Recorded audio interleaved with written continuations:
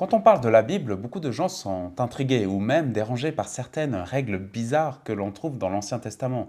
Des règles qui, vues avec nos yeux modernes, semblent inutiles, étranges, voire complètement absurdes. Par exemple, pourquoi la Bible interdit-elle de mélanger la laine et le lin dans nos vêtements? Pourquoi certaines graines ne doivent pas être plantées ensemble? Ou pourquoi il est interdit de faire labourer ensemble un bœuf et un âne? À première vue, ces lois ressemblent simplement à des traditions anciennes qui n'ont plus aucun sens aujourd'hui. Pourtant, ces lois apparemment étranges nous révèlent quelque chose d'extrêmement profond. Elles nous montrent des patterns, des motifs, des structures cachées qui expliquent comment notre monde fonctionne réellement, comment la vie est organisée et pourquoi nous avons besoin d'ordre et de séparation pour que la vie continue d'exister correctement.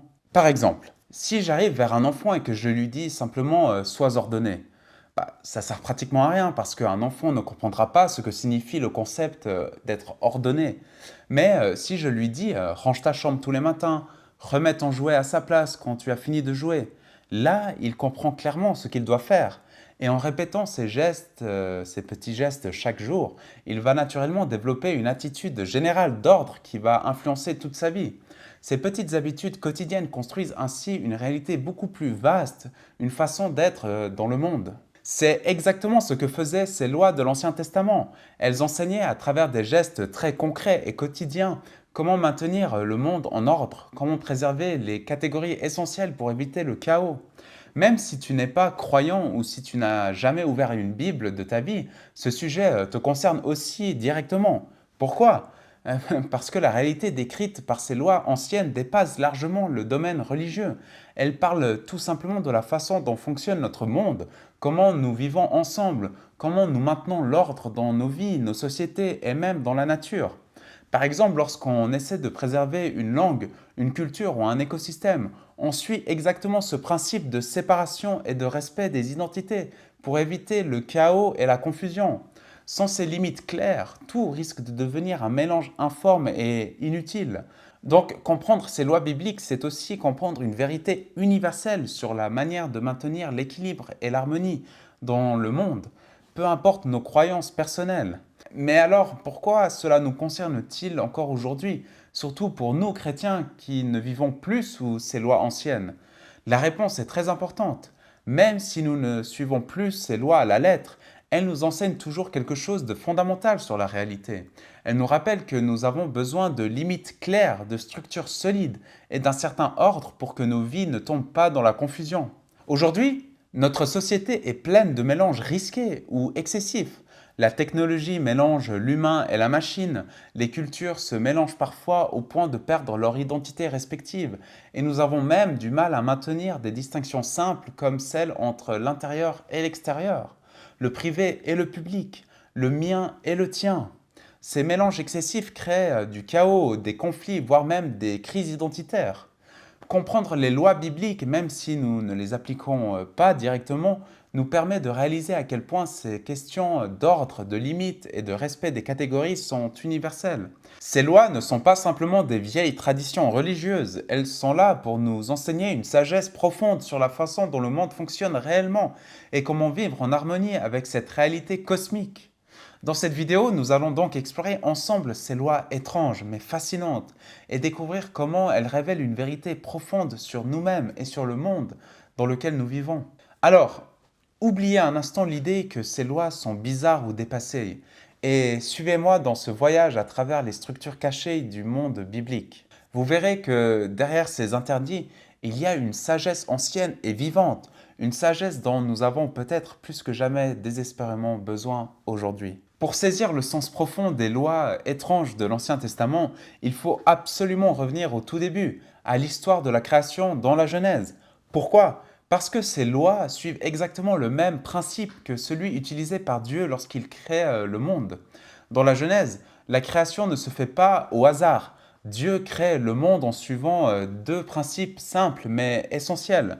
Premièrement, il appelle les choses à l'existence en parlant, que la lumière soit. Par sa parole, Dieu donne vie à ce qui n'existait pas auparavant. Deuxièmement, Dieu sépare clairement les choses pour les organiser. Il sépare la lumière des ténèbres, le ciel de la terre, l'eau du sec. Chaque chose créée reçoit une place spécifique, une identité unique qui ne doit pas être confondue avec une autre. Les plantes doivent se reproduire selon leur propre espèce, les animaux sont séparés selon leur catégorie, les poissons dans l'eau, les oiseaux dans le ciel, les animaux terrestres sur la terre ferme.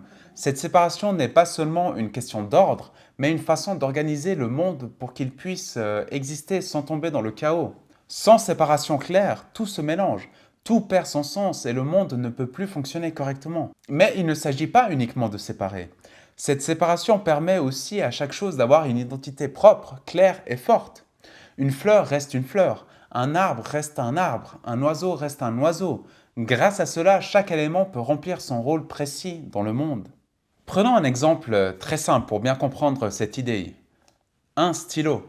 Lorsque je prends ce stylo dans mes mains, je le distingue naturellement de tout ce qui l'entoure. Je le vois immédiatement comme quelque chose de précis avec un usage clair, écrire. Et pourtant, en réalité, un stylo est composé d'un nombre incroyable de petites pièces différentes.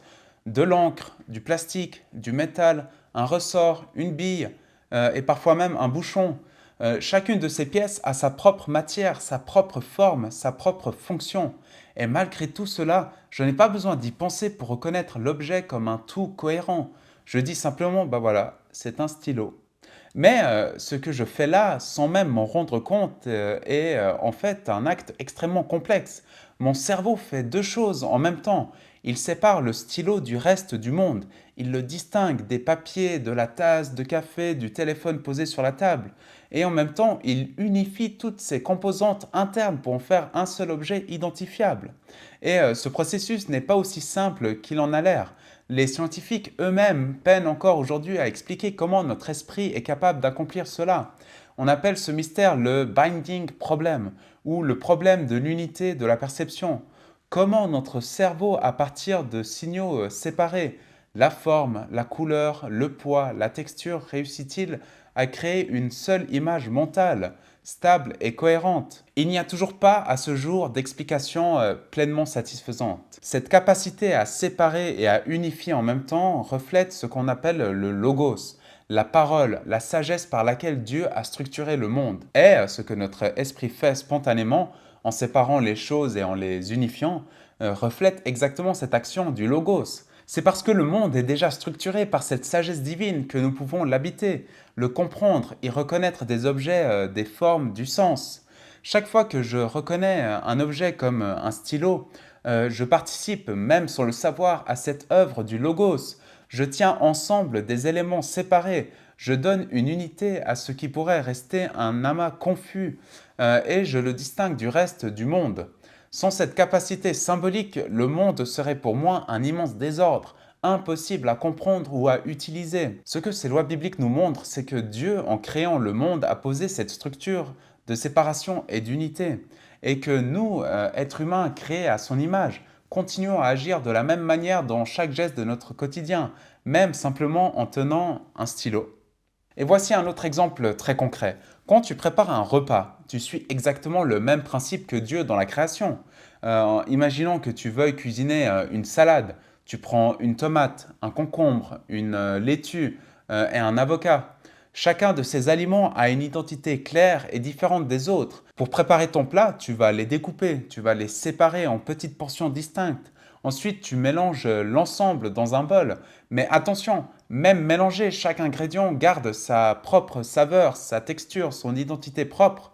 Si tu les mélangeais au point de les réduire en une bouillie uniforme, tu n'aurais plus une salade, mais quelque chose d'immangeable, de très bizarre, sans intérêt ni goût précis. C'est exactement ce que les lois bibliques cherchent à éviter. Une confusion qui détruit l'identité et rend le monde inutilisable ou chaotique. C'est exactement cela que les lois de pureté cherchent à nous enseigner. Elles nous rappellent cette vérité fondamentale du monde. Pour qu'il y ait un ordre, une harmonie, chaque chose doit être clairement distinguée des autres tout en faisant partie d'un ensemble plus grand. Ce modèle fondamental de la création nous aide à comprendre pourquoi les lois bibliques insistent tellement sur le fait de ne pas mélanger des choses qui n'ont pas vocation à l'être. En comprenant la création telle qu'elle est racontée dans la Genèse, nous avons donc une clé essentielle pour saisir le sens profond et universel des lois de pureté de l'Ancien Testament.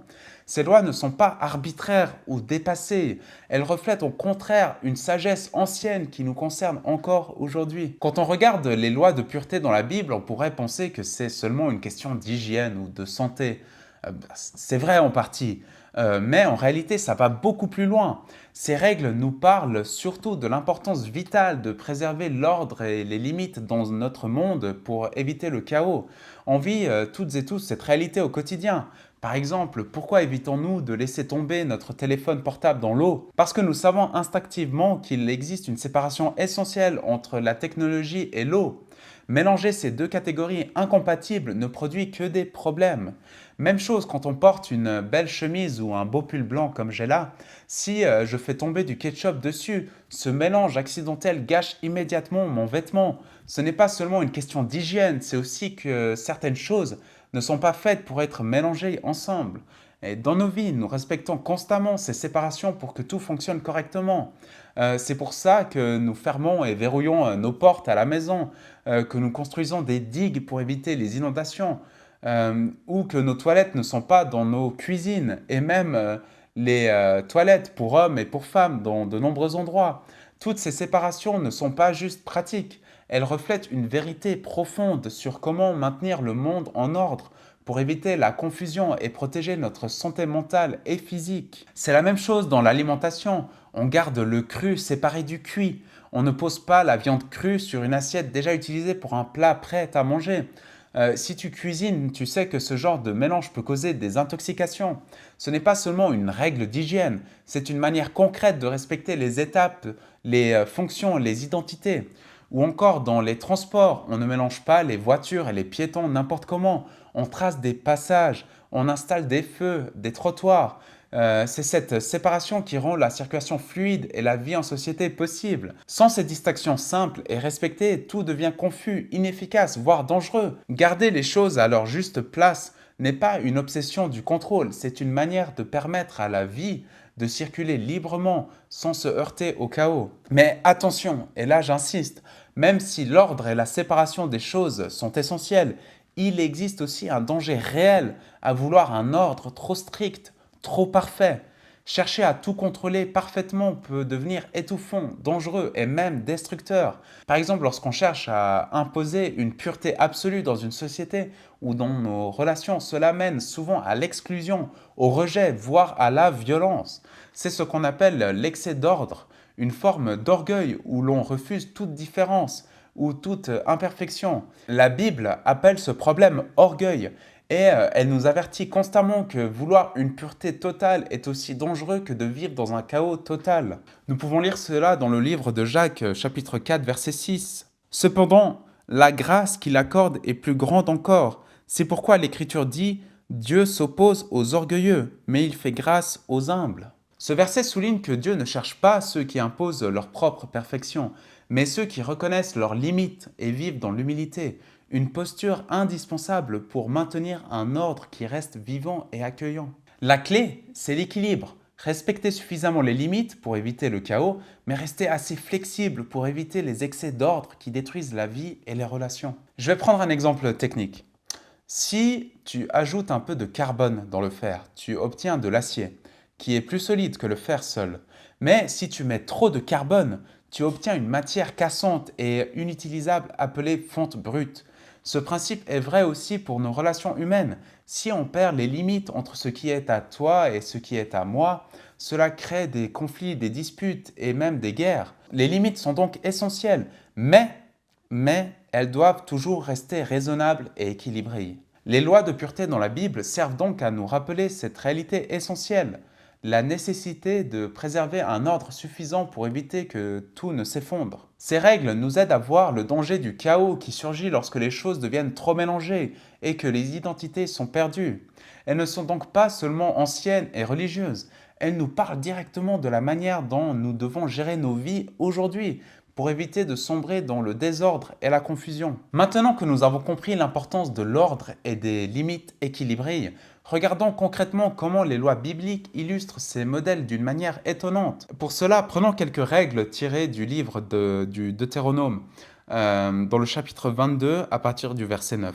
Tu ne sèmeras pas diverses semences dans ta vigne, sinon tu devras consacrer aussi bien le produit de tes semailles que celui de la vigne. Autrement dit, on ne mélange pas deux sortes de plantes différentes. Tu ne laboureras pas avec un bœuf et un âne attelés ensemble. Cela signifie ne pas mélanger deux espèces animales distinctes. Tu ne porteras pas un vêtement tissé de diverses espèces de fils, de laine et de lin réunis ensemble. Ici, c'est l'humain qui est concerné, parce que le vêtement représente directement l'homme lui-même. Tu mettras des franges aux quatre coins du vêtement dont tu te couvriras. Cette dernière règle parle de laisser un espace particulier, un endroit non travaillé, un peu comme une marge de repos ou un espace où l'ordre parfait est laissé de côté. Et j'insiste encore, ces lois ne sont pas là par hasard. Elles suivent exactement le même ordre que l'histoire de la création dans la Genèse. D'abord, les plantes sont créées. Ensuite viennent les animaux. Puis l'humain apparaît. Et enfin, le septième jour arrive, celui du repos, du sabbat. Tu peux voir ainsi clairement un modèle précis, organisé, qui suit le récit de la création. C'est loin d'être juste un hasard ou une superstition. Ces lois reproduisent symboliquement comment le monde a été créé et comment il doit continuer à exister. C'est exactement comme lorsqu'on explique à un enfant comment organiser sa semaine. On commence par des tâches précises. Le lundi, tu ranges tes affaires d'école. Le mardi, tu nettoies ta chambre. Le mercredi, tu prépares tes vêtements pour la semaine. Et puis, le dimanche arrive comme un jour de repos où on laisse les choses plus libres, où on ne travaille plus, un jour où l'on accepte un peu plus de désordre, comme un temps nécessaire à notre équilibre. Ces lois bibliques fonctionnent exactement de cette manière.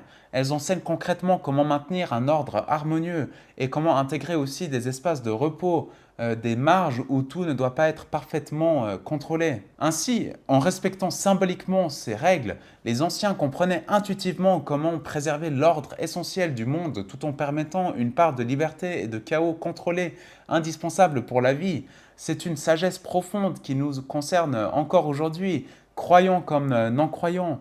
Mais attention au mot symbolique. Aujourd'hui, beaucoup pensent que ce mot veut dire que ce n'est pas réel, que c'est une métaphore, comme si c'était juste une idée vague ou un joli concept qui flotte au-dessus de la réalité.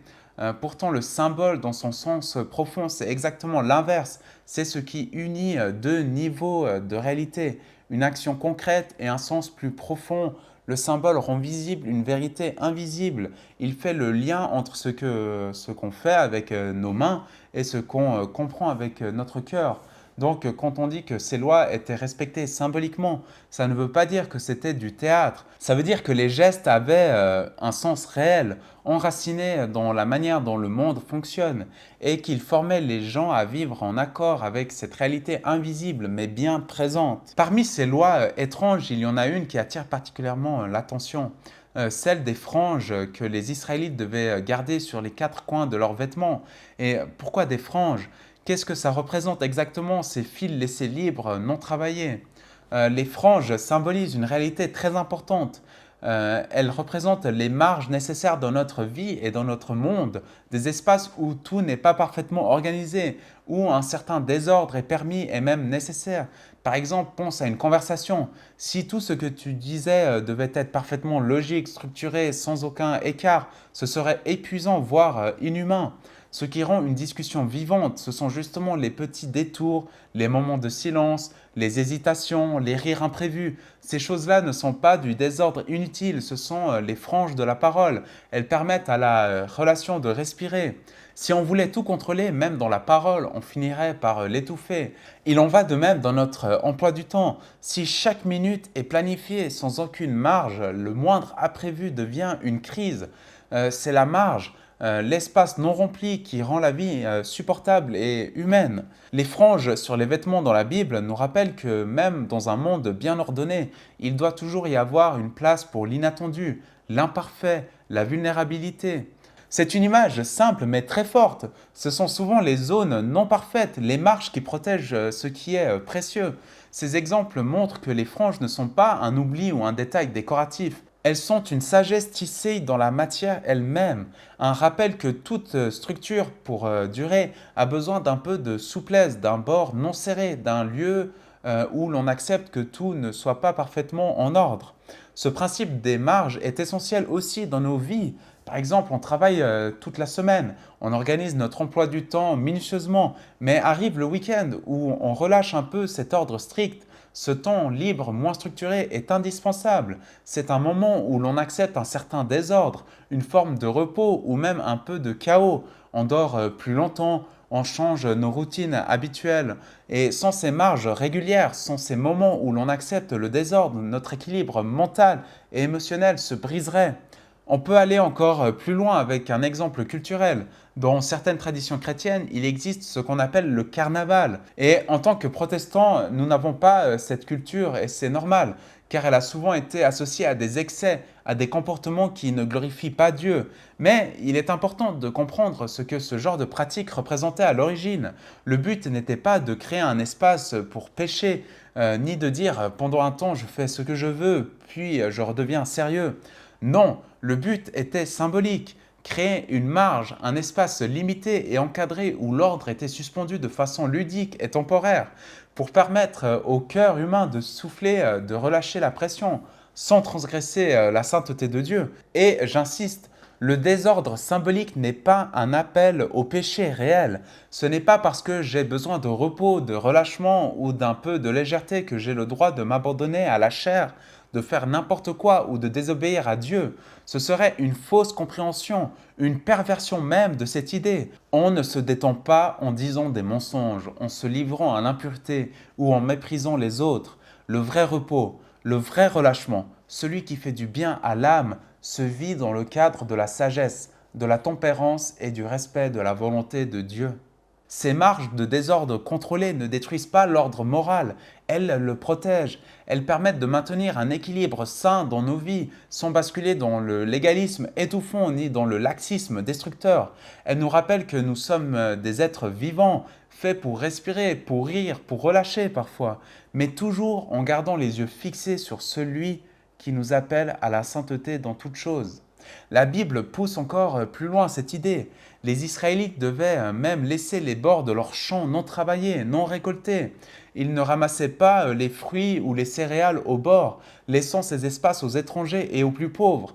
Là encore, ces marges avaient un rôle essentiel. Elles protégeaient la communauté en intégrant ceux qui étaient à la périphérie, ceux qui étaient exclus ou marginalisés. Nous pouvons lire cela dans le livre de Lévitique, au chapitre 23, verset 22. Quand vous ferez la moisson dans votre pays, tu ne moissonneras pas ton champ jusqu'au bord, et tu ne ramasseras pas ce qui reste à glaner.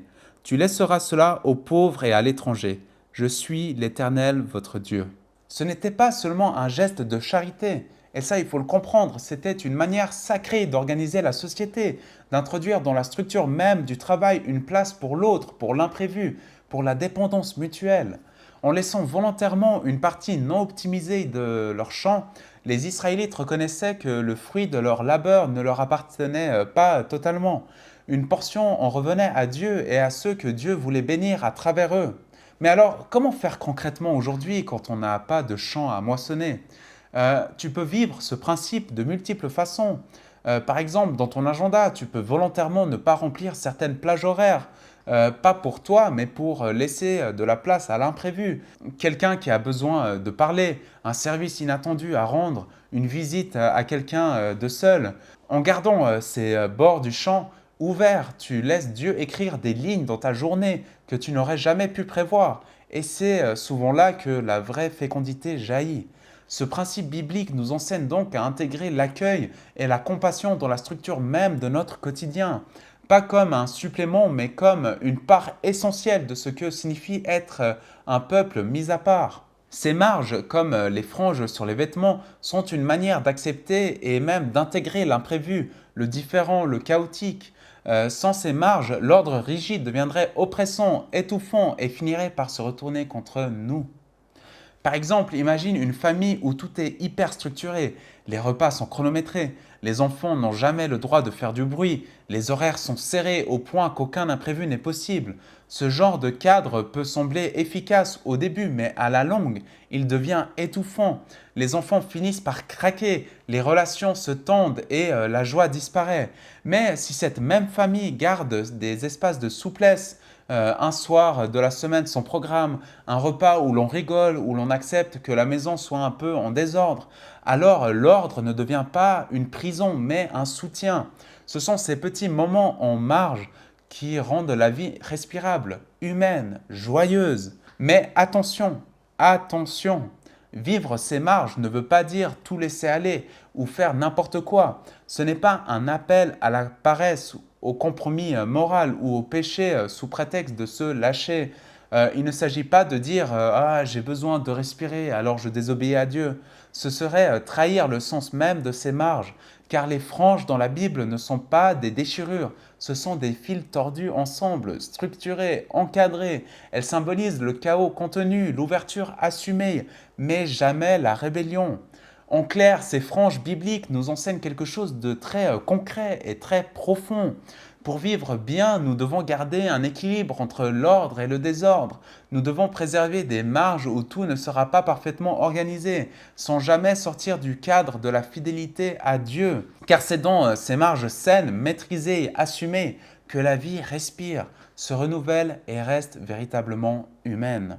Parmi toutes les lois étranges de la Bible, il y en a une qui revient souvent dans les critiques ou les moqueries, celle qui interdit spécifiquement de mélanger deux matières différentes, le lin et la laine, dans le même vêtement. Et pourquoi une règle aussi bizarre? Quel est le sens profond derrière cette interdiction si particulière? En réalité, cette loi symbolise quelque chose de très important. Dans l'ancien monde biblique, la laine venait des animaux, tandis que le lin venait des plantes. Ces deux matières représentaient donc deux catégories de vie radicalement différentes. L'une animale, l'autre végétale. Les mélanger directement dans un même vêtement, ce n'était pas juste une question de textile, mais une manière de brouiller symboliquement les limites entre deux domaines que Dieu avait créés distincts dès le commencement. Cette séparation n'est pas une interdiction rigide pour le plaisir d'interdire, mais une manière de rappeler que chaque chose a sa place, que chaque identité a une dignité propre. Dans la pensée biblique, la paix et l'ordre viennent du fait que chaque réalité reste à sa place, selon sa nature et sa vocation. Le désordre commence quand on commence à tout mélanger, à brouiller les frontières entre ce qui doit être différencié. Pour comprendre encore mieux, il existe une histoire biblique qui illustre clairement ce problème, celle de Caïn et Abel. Caïn était un cultivateur de plantes, Abel était un éleveur d'animaux. Chacun offrait à Dieu des sacrifices liés à sa propre catégorie. L'un offrait des céréales, l'autre des animaux. Mais ce mélange de deux modes de vie, l'agriculture et l'élevage, a fini par créer une tension, une rivalité tragique. Caïn n'a pas accepté que son offrande soit rejetée et il a fini par tuer son frère. Cette histoire symbolise justement ce qui arrive quand on mélange des vocations sans les respecter, quand on impose l'uniformité là où Dieu a créé la diversité. Le mélange non assumé, non ordonné peut devenir une source de conflit, de jalousie, voire de violence. Et Caïn aurait pu rentrer dans ce rôle où son travail de cultivateur aurait servi à nourrir les bêtes de son frère qui aurait été offertes en sacrifice. Le mélange non assumé, non ordonné peut devenir une source de conflit, de jalousie, voire de violence. Et ce principe s'applique aussi à notre quotidien. Par exemple, dans une équipe de travail, certains sont très méthodiques, organisés. Ils ont besoin d'un plan clair, de tâches bien définies. D'autres sont plus créatifs, spontanés. Ils ont besoin de liberté pour réfléchir, tester, improviser. Si tu forces l'un à fonctionner comme l'autre, ça finit par exploser. Mais si tu reconnais que chacun a un rôle à jouer, que les deux approches sont complémentaires quand elles sont bien cadrées, alors l'équipe devient plus forte. Il faut savoir distinguer sans séparer, unir sans confondre, et c'est exactement ce que ces lois bibliques nous enseignent. Un autre exemple concret, le mariage. L'homme et la femme sont deux réalités distinctes. L'une n'est pas la copie de l'autre, et pourtant dans l'union du mariage, ils deviennent une seule chair, non pas en se confondant, mais en se complétant. Ce que la Bible interdit, ce n'est pas l'union, mais la confusion.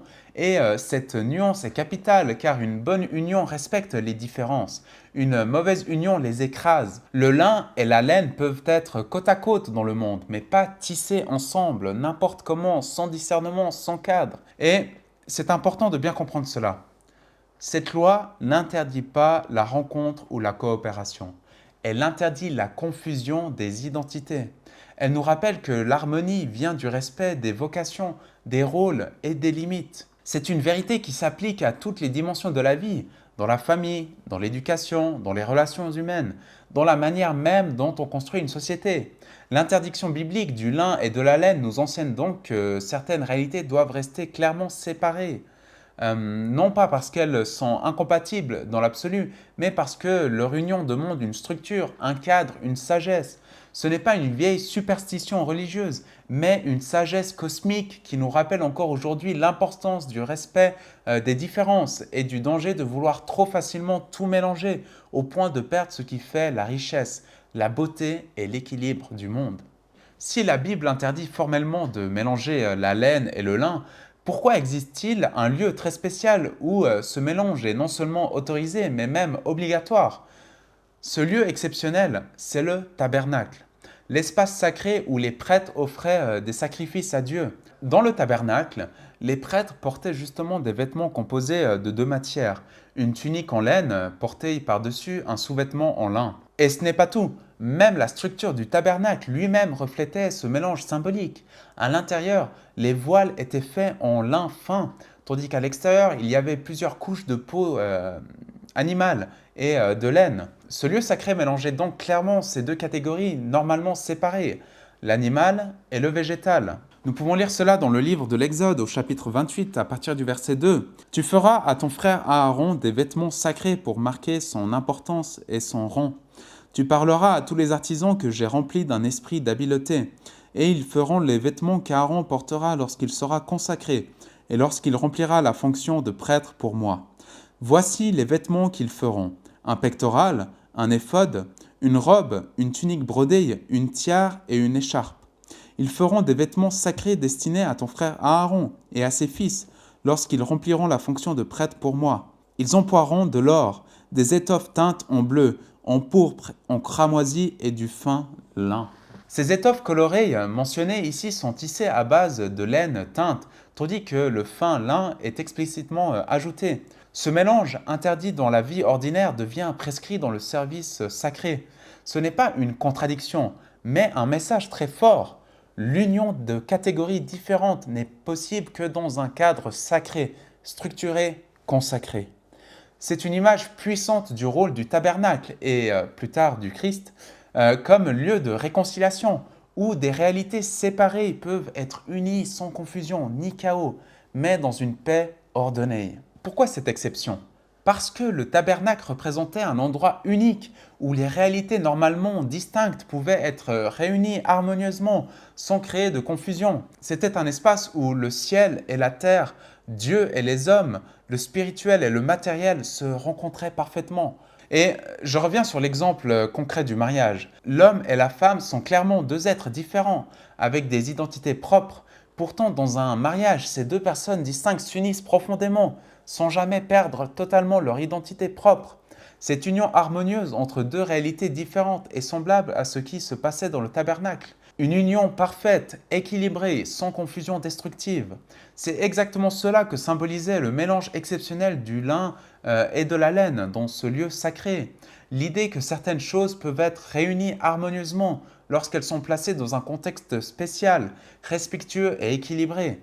Ce lieu sacré montre donc la solution à l'un des grands défis humains. Comment vivre ensemble tout en respectant la diversité et les limites essentielles à chacun. Le tabernacle nous enseigne ainsi que le but ultime n'est pas seulement de séparer absolument tout, mais d'apprendre à réunir harmonieusement des réalités différentes dans un contexte approprié où le sacré permet une union véritablement équilibrée et pleine de sens. Pour les chrétiens, toutes ces lois anciennes trouvent leur accomplissement parfait dans une personne. Jésus-Christ. Pourquoi est-ce important? Parce que Jésus incarne précisément cette idée essentielle dont nous parlons depuis le début. Unir des choses différentes sans jamais les confondre. Dans la foi chrétienne, Jésus est reconnu à la fois comme pleinement Dieu et pleinement homme. Ce n'est pas un mélange confus, pas une fusion étrange, mais une union parfaite qui garde intacte ces deux identités. Dieu reste Dieu, l'homme reste l'homme, mais ils coexistent harmonieusement en une seule personne. Cela peut sembler compliqué, mais concrètement, ça veut dire qu'en Jésus, le ciel et la terre se rencontrent sans jamais perdre leur identité propre. Pour symboliser cela, la Bible mentionne que Jésus portait une tunique spéciale, une tunique sans aucune couture tissée d'une seule pièce. Nous pouvons lire cela dans l'évangile de Jean au chapitre 19, verset 23. Après avoir crucifié Jésus, les soldats prirent ses vêtements et en firent 4 parts, une pour chaque soldat. Ils prirent aussi sa tunique qui était sans couture, d'une seule pièce, depuis le haut jusqu'en bas. Ils se dirent entre eux, ne la déchirons pas, mais tirons au sort pour savoir à qui elle sera. Pourquoi sans couture? Parce que cela représente l'unité parfaite, sans séparation artificielle. C'est une image très forte qui montre comment des réalités différentes peuvent être unifiées parfaitement, sans violence ni confusion. La tunique sans couture devient un symbole de cette réconciliation ultime, celle qui n'efface pas les distinctions, mais qui les unit dans une paix supérieure, dans un seul tissu, tissé d'un seul jet comme un acte de création. Et un autre exemple simple qui montre cette idée très clairement, c'est la crèche de Noël. Traditionnellement, on représente toujours Jésus nouveau-né entouré d'un bœuf et d'un âne. Mais ce qu'il faut savoir, c'est que dans le récit biblique de la naissance de Jésus, ces deux animaux ne sont pas mentionnés. Ils n'apparaissent ni dans Matthieu, ni dans Luc, ni dans Jean ou dans Marc. Alors, pourquoi sont-ils là presque systématiquement dans toutes les crèches chrétiennes depuis des siècles? C'est ici que la symbolique devient importante parce que nous avons lu avant que dans l'Ancien Testament, en Deutéronome, il y a une loi bien précise qui interdit d'atteler ensemble un bœuf et un âne. Ces deux animaux ont des natures, des rythmes, des forces trop différentes. Les mettre sous un même joug risquerait de les blesser ou de les déséquilibrer. Cette interdiction est un symbole fort. Elle nous parle de la nécessité de respecter les différences, de ne pas forcer l'unité au prix de la justice ou de l'identité. Et pourtant, dans la crèche, ces deux animaux sont côte à côte, en paix, tournés vers l'enfant. Pourquoi? Parce qu'ils représentent symboliquement les juifs et les non-juifs, le peuple de l'Alliance et les nations païennes, ce que la loi séparait pour éviter la confusion. Le Christ vient unir sans violence, dans l'amour et la réconciliation. La présence du bœuf et de l'âne annonce déjà cette union des contraires, cette harmonie nouvelle que le Messie vient instaurer. Mais cette image nous enseigne aussi une leçon essentielle. Il ne suffit pas de répéter des gestes ou des traditions, il faut comprendre pourquoi nous le faisons. Si nous mettons le bœuf et l'âne dans la crèche sans savoir pourquoi, si cela devient juste une habitude décorative, alors nous perdons tout le sens spirituel de ce symbole. Et malheureusement, c'est ainsi que beaucoup de gestes chrétiens, à force d'être répétés mécaniquement, se vident de leur puissance. Et comprendre le sens derrière les formes, c'est ce qui permet de garder la foi vivante, enracinée, consciente. La crèche n'est pas une jolie scène de Noël pour enfants, c'est une proclamation silencieuse de l'unité retrouvée entre ce que le monde opposait. C'est une image de l'Évangile en miniature, mais pour qu'elle parle encore aujourd'hui, il faut que nous sachions lire les symboles et ne pas les traiter comme des décorations figées. En résumé, pour les chrétiens, Jésus-Christ est la réponse ultime aux problèmes complexes posés par les lois bibliques. Comment vivre ensemble, comment unir sans jamais détruire, comment respecter les différences tout en formant une harmonie véritable. Il nous montre clairement que la vraie unité est toujours possible, mais seulement dans l'amour, le respect et une compréhension profonde de ce que signifie vraiment vivre ensemble. Après avoir expliqué toute l'importance et le sens profond de ces lois anciennes, une question logique se pose. Si ces règles sont si importantes, pourquoi les chrétiens ne les suivent-ils plus aujourd'hui? Pourquoi, par exemple, les chrétiens mélangent-ils sans problème le lin et la laine, mangent du porc ou n'observent pas les mêmes interdits alimentaires que dans l'Ancien Testament? La réponse se trouve dans une idée très importante pour le christianisme, la transformation opérée par Jésus-Christ. Pour comprendre cela facilement, imagine que ces lois anciennes étaient comme un échafaudage autour d'un bâtiment en construction. L'échafaudage est indispensable pendant les travaux. Il soutient, structure, encadre. Mais une fois que l'édifice est terminé, on retire l'échafaudage. Mais une fois que l'édifice est terminé, on retire l'échafaudage, non pas parce qu'il était inutile, mais parce qu'il a accompli sa fonction. Il a permis que quelque chose de plus grand prenne forme. De la même manière, les lois de pureté dans l'Ancien Testament ont servi à former une conscience, à enseigner le discernement, à habituer le peuple de Dieu à vivre dans l'ordre, l'indistinction et la sainteté. Elles étaient comme un tuteur pour faire croître l'arbre droit. Mais avec la venue de Jésus, quelque chose de radicalement nouveau s'est produit. Ce qui était autrefois impur, infréquentable, exclu, pouvait désormais être transformé, purifié, réintégré. Et attention, cela ne veut pas dire que l'ordre n'a plus d'importance. Ce n'est pas un renversement qui dit bon, tout est bon maintenant, faisons ce que l'on veut.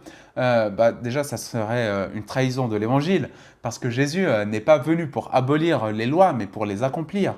Il ne détruit pas les catégories, il les traverse, il les réconcilie dans une harmonie plus haute. Un exemple concret, dans l'ancienne alliance, un lépreux était impur, mis à l'écart, intouchable. Le toucher rendait impur celui qui s'approchait. Mais quand Jésus touche le lépreux, ce n'est pas Jésus qui devient impur, c'est le lépreux qui devient pur. C'est ça la nouveauté radicale. La pureté ne se préserve plus par l'évitement, mais se communique par la présence de Christ. Le Christ est comme un feu purificateur, il ne fuit pas l'impureté, il la transforme, il ne contourne pas le chaos, il le traverse et l'ordonne. Il ne supprime pas les différences, mais les unit sans les confondre, dans un amour qui sanctifie. Les lois anciennes ont eu un rôle fondamental et elles restent pleines de sagesse. Mais en Jésus, elles sont élevées à un autre niveau. Le mur de séparation entre le pur et l'impur, le juif et le non-juif, le centre et la marge est renversé, non pas pour tout mélanger, mais pour tout réconcilier. La meilleure illustration de cette idée se trouve dans une histoire du Nouveau Testament. L'apôtre Pierre reçoit une vision étrange. Il voit une grande nappe descendre du ciel remplie d'animaux impurs selon la loi juive, comme le porc ou certains oiseaux interdits. Et Dieu lui dit clairement, lève-toi Pierre, tue et mange. Mais Pierre refuse parce que ces aliments étaient interdits par la loi juive. Et Dieu insiste alors en lui disant, et nous pouvons lire cela dans le chapitre 10 des Actes, à partir du verset 15, à nouveau pour la deuxième fois, la voix lui parla. Ce que Dieu a déclaré pur, toi ne le considères pas comme impur. Cette vision n'est pas simplement un changement de régime alimentaire, elle annonce quelque chose de beaucoup plus profond, la possibilité pour ce qui était autrefois exclu, impur, séparé, d'être maintenant purifié et accueilli dans le royaume de Dieu. Ce n'est pas l'abolition des lois, mais leur accomplissement par la grâce, par la transformation intérieure rendue possible en Christ. Cette vision était très symbolique. Elle montrait que Jésus avait ouvert une voie nouvelle dans laquelle les anciennes catégories de purs et d'impurs, établies pour préserver l'identité et la mission d'Israël, étaient désormais réinterprétées et dépassées dans la lumière de la grâce. Concrètement, cela signifiait que l'Évangile n'était plus réservé à un seul peuple ou à un seul cadre culturel, mais qu'il était offert à toute l'humanité, sans distinction. Et ce que cette vision annonçait, ce n'était pas que certaines personnes ou cultures étaient impures, mais que les barrières rituelles et symboliques qui séparaient Israël des nations étaient tombées. Désormais, toute personne de toute origine pouvait être pleinement accueillie dans le peuple de Dieu, non pas en se conformant aux anciennes lois rituelles, mais en étant transformée par la foi en Jésus-Christ. Et c'est exactement pour cette raison que les chrétiens aujourd'hui ne sont plus obligés de respecter littéralement ces lois anciennes. Ce n'est pas qu'ils les rejettent comme inutiles ou dépassées, mais c'est qu'en Jésus, ces lois ont trouvé leur accomplissement complet. Jésus ne détruit pas les anciennes règles, mais il les transforme profondément en montrant que la pureté et la sainteté véritable viennent avant tout du cœur, de l'amour et de la capacité à unir ce qui était autrefois séparé sans créer le chaos. Et aujourd'hui, cette vision chrétienne peut aussi nous enseigner une sagesse profonde dans nos propres vies. Nous devons respecter les différences, garder des limites claires, mais aussi être capables d'accueillir, d'unir et de transformer ce qui semble différent ou même impur en quelque chose de bon, de beau et de profondément humain. Même si aujourd'hui, en tant que chrétien ou simplement en tant que personne moderne, nous ne suivons plus directement ces lois anciennes, cela ne signifie pas qu'elles n'ont plus rien à nous apprendre. Au contraire, elles nous mettent en garde contre un danger très actuel, celui d'oublier totalement l'importance des limites, de la séparation et de l'identité propre de chaque chose. Notre époque est marquée par une tendance très forte à vouloir tout mélanger, sans réfléchir aux conséquences. Prenons quelques exemples concrets de notre société actuelle. La science et la technologie, par exemple, cherchent à parfois mélanger l'humain avec la machine. On imagine déjà des implants cérébraux qui permettraient aux humains de se connecter directement aux ordinateurs. Même si cela semble fascinant, cela soulève aussi des questions très sérieuses. Jusqu'où pouvons-nous aller sans perdre notre identité humaine? Dans le domaine de la biologie, nous avons aujourd'hui des technologies comme CRISPR qui nous permettent de modifier génétiquement les êtres vivants. On parle même de ramener à la vie des animaux disparus comme le mammouth laineux. Mais là encore, quels sont les risques? Que se passera-t-il si nous franchissons les limites naturelles en mélangeant des catégories qui ne devraient peut-être jamais l'être? Ces exemples modernes ne sont pas si différents du problème que les lois bibliques tentaient de prévenir il y a des milliers d'années. Ces lois nous rappellent que lorsque nous oublions complètement les frontières entre les catégories, nous prenons un très grand risque. Nous risquons de créer un chaos profond, de perdre nos repères, notre identité et même notre humanité. Mais attention, attention, cela ne veut pas dire que nous devons avoir peur du progrès ou rejeter toutes les innovations. Ce que ces anciennes lois nous enseignent vraiment, c'est que chaque fois que nous repoussons les limites, chaque fois que nous mélangeons ce qui était autrefois séparé, nous devons le faire avec prudence, réflexion et respect profond des identités et des limites naturelles. Et en résumé, ces lois anciennes ne sont pas simplement un héritage religieux dépassé, elles représentent une sagesse profonde et toujours actuelle qui nous encourage à réfléchir sérieusement à la façon dont nous gérons les frontières, les limites et les identités dans notre vie moderne, afin d'éviter de sombrer dans un chaos qui nous dépasserait complètement. Pour finir, revenons à notre question de départ. Pourquoi est-il si important de comprendre ces lois anciennes aujourd'hui, même si nous ne les appliquons plus littéralement? Qu'est-ce qu'elles nous révèlent vraiment à nous qui vivons au XXIe siècle? Ces lois bibliques de pureté ne sont pas juste des vieilles coutumes religieuses destinées à être oubliées. Au contraire, elles contiennent une sagesse universelle, une manière de comprendre comment le monde fonctionne réellement. Elles nous montrent l'importance fondamentale d'équilibrer l'ordre et le chaos, de préserver des limites claires tout en laissant une marge nécessaire à la vie. Cette sagesse ancienne s'applique directement à nos vies, croyants ou non croyants. Par exemple, quand nous éduquons nos enfants, nous ne leur disons pas simplement sois ordonné, parce que cela resterait abstrait pour eux. Nous leur donnons plutôt des gestes très concrets à faire chaque jour, comme je l'ai expliqué au début de la vidéo. Range ta chambre, remets ton jouet à sa place. Ces petits gestes quotidiens les aident à comprendre et à intégrer profondément l'idée d'ordre dans leur vie entière. C'est exactement ce que faisaient ces lois anciennes. Elles enseignaient aux gens à travers des actions concrètes comme ne pas mélanger le lin et la laine, comment préserver un équilibre précieux qui permet au monde d'exister harmonieusement. Aujourd'hui, notre défi est le même, apprendre à respecter cet équilibre, que ce soit dans nos relations, dans nos cultures, dans nos choix technologiques ou même dans notre façon de gérer la nature. Nous avons besoin de comprendre que les limites sont importantes, que les catégories sont nécessaires, mais aussi qu'elles ne doivent jamais devenir rigides au point d'étouffer la vie et la liberté. C'est là que l'exemple de Jésus-Christ prend tout son sens pour les chrétiens. Il nous montre précisément comment unir sans confondre, comment respecter les limites tout en dépassant les divisions destructrices. Mais même si tu n'es pas chrétien, tu peux trouver dans ces lois anciennes une sagesse précieuse pour gérer les tensions, les conflits et les défis d'aujourd'hui. Ces lois étranges et apparemment dépassées nous rappellent une vérité profonde et toujours actuelle. Pour vivre bien, nous avons besoin à la fois d'ordre et de flexibilité, de frontières et d'ouverture. En comprenant cela, nous pouvons vivre mieux ensemble, en harmonie avec le monde, avec les autres et avec nous-mêmes. Merci d'avoir suivi cette réflexion. J'espère qu'elle t'aura permis de mieux comprendre pourquoi ces lois anciennes restent aujourd'hui encore profondément importantes pour chacun d'entre nous.